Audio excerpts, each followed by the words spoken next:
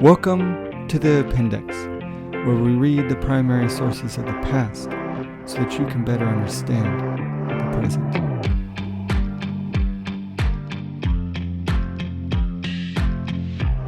Today's primary source, the New England Confederation, May 19, 1643. The first suggestion for a union of the New England colonies came from the magistrates and ministers of Connecticut in 1637. The proposal was renewed in 1638 and 1639. In 1640, the magistrates of Massachusetts Bay indicated acceptance of the proposal, but instead that Rhode Island should not be admitted to the group. In 1642, the civil wars in England led to a renewal of the proposal from Massachusetts Bay, and in May 1642, delegates from Plymouth, Connecticut, and New Haven met with those of the Bay Colony in Boston and agreed upon the Articles of Confederation. Rhode Island was consequently excluded from the Confederation. The union of the colony of Connecticut and New Haven and the grant of charter to Rhode Island practically put an end to the Confederation, but commissioners continued to hold meetings until 1684.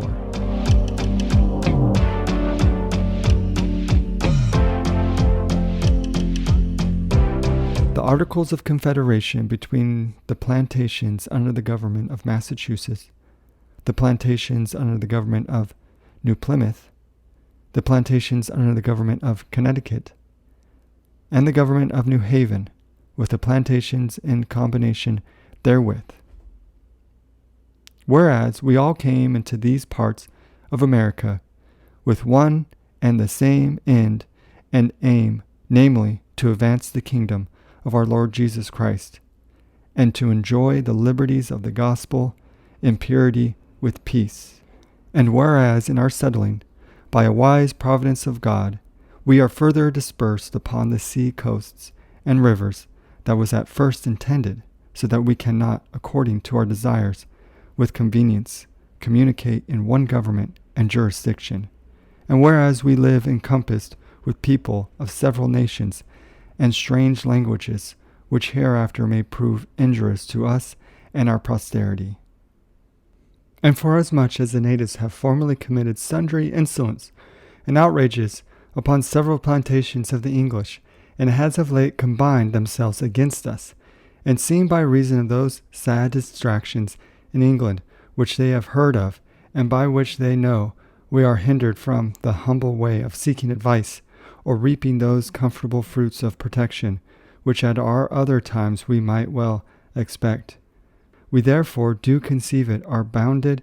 duty, without delay, to enter into a present association among ourselves, for mutual help and strength in all our future concernments. We therefore do conceive it our bounden duty, without delay, to enter into a present association among ourselves, for mutual help and strength in all our future concernments, that, as in nation and religion, so in other respects, we be and continue one according to the tenor and true meaning of the ensuing articles. Wherefore it is fully agreed and concluded by and between the parties or jurisdictions above named, and they jointly and severally do by these presents agree and conclude that they all be and henceforth be called by the name of the United Colonies of New England. 2. The said United Colonies for themselves and their posterities do jointly and severally hereby enter into a firm and perpetual league of friendship and amity for offense and defense, mutual advice and succor upon all just occasions, both for preserving and propagating the truth and liberties of the gospel, and for their own mutual safety and welfare. 3. And in reference to the plantations which already are settled, or shall hereafter be erected, or shall settle within their limits retrospectively, provided no other jurisdiction shall hereafter be taken in as a distinct head or member of this confederation, nor shall any other plantations or jurisdictions in present being, and not already in combination under the jurisdiction of any of these confederates, be received by any of them, nor shall any two of the confederates join in one jurisdiction without consent of the rest, which consent to be interpreted as is expressed in the 6th article ensuing. 4. It is by these confederates agreed that the charge of all just wars, whether offensive or defensive, upon what part or member of this confederation soever they fall, shall both in men, provisions, and all other distributions be borne by all the parts of this confederation in different proportions, according to their different ability and manner falling, namely,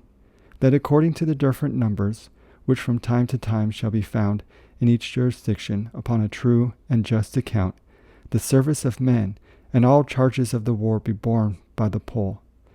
each jurisdiction or plantation being left to their own just course and custom of rating themselves and people according to their different estates, due respects to their qualities, exceptions among themselves, though the confederation take no notice of any such privilege, and that according to their different charge of each jurisdiction and plantation,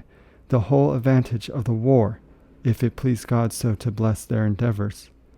whether it be in lands, goods, or persons, shall be proportionately divided among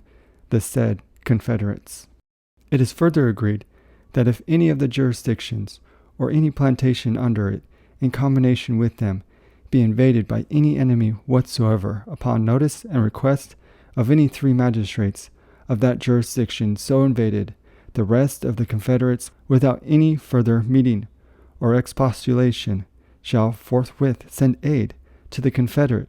in danger, but in different proportions, namely, the Massachusetts 100 men sufficiently armed and provided for such a service and journey, and each of the rest 45 so armed and provided, or any less number, if less be required according to this proportion. But in any such case of sending men for present aid, whether before or after such order or alteration, it is agreed that at the meeting of the commissioners for this confederation, the cause of such war or invasion be duly considered. And if it appear that the fault lie in the party so invaded, then that jurisdiction or plantation make just satisfaction both to the invaders whom they have injured, and bear all the charges of the war themselves, without requiring any allowance from the rest of the confederates towards the same. And further, if any jurisdiction see any danger of invasion approaching, and there be time for a meeting, then in such a case 3 magistrates of the jurisdiction may summon a meeting at such convenient place as themselves shall think meet, to consider and provide against the threatened danger. 6. It is also agreed that for the managing and concluding of all affairs proper, and concerning the whole confederation, 2 commissioners shall be chosen by and out of each of the 4 jurisdictions, namely, 2 for the Massachusetts, 2 for the Plymouth, 2 for Connecticut, and 2 for New Haven, being all in church fellowship with us, which shall bring full power from their several general courts, respectively, to hear, examine, weigh, and determine all affairs of our war or peace, leagues, age, charges, and numbers of men for war, divisions of spoils, and whatsoever is gone by conquest, receiving of more confederates for plantations, into combinations with any of the confederates, and all things of like nature, which are the proper concomitants or consequences of such a confederation, for amity, offense, and defense, not intermeeting with the government of any of the jurisdictions, which by the 3rd article is preserved entirely to themselves. It is further agreed that these 8 commissioners shall meet once every year, besides extraordinary meetings, according to the 5th article, to consider, treat, and conclude of all affairs belonging to this confederation. 8. It is also agreed that the commissioners for the Confederation hereafter at their meetings, whether ordinary or extraordinary, as they may have commission or opportunity, to endeavor to frame and establish agreements and orders in general cases of a civil nature, wherein all the plantations are interested for preserving of peace among themselves, for preventing as much may be all occasion for war or differences with others, as about the free and speedy passage of justice in every jurisdiction, to all the confederates equally as to their own, receiving those that remove from one plantation without due certificate, how all the jurisdictions may carry it towards the Indians, that they neither grow insolent nor be injured without due satisfaction, lest war break in upon the Confederates through such miscarriages. It is also agreed that if any servant run away from his master into any other of these Confederate jurisdictions, that in such case, upon the certificate of one magistrate in the jurisdiction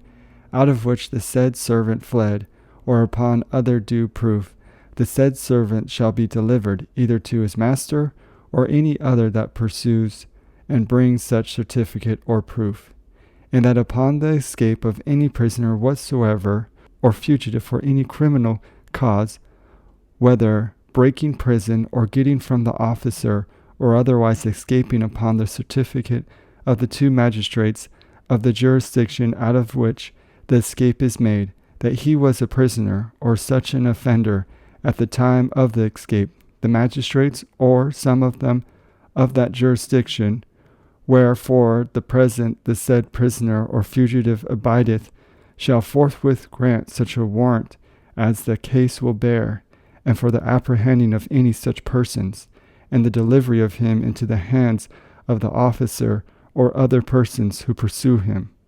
And if there be help required for the safe return of any such offender, then it shall be granted to him that craves the same, he paying the charges thereof. 9. And for that, the justice or may be of dangerous consequence,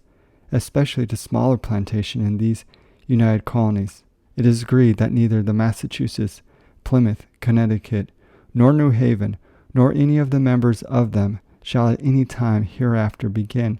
undertake, or engage themselves, or this Confederation, or any part thereof, in any war whatsoever, without the consent and agreement of the aforementioned 8 commissioners, or at least 6 of them, as in the 6th article is provided, and that no charge be required of any of the Confederates in case of a defensive war, till the said commissioners have met and approved the justice of the war, and have agreed upon the sum of money to be levied, which sum is then to be paid by the several Confederates in proportion according to the 4th article. 11. It is further agreed that if any of the Confederates shall hereafter break any of these present articles, or be any other ways injurious to any one of the other jurisdictions, such breach of agreement or injury shall be duly considered and ordered by the commissioners for their other jurisdictions, that both peace and the present Confederation may be entirely preserved without violation. Thank you for joining us for today's primary source on the appendix.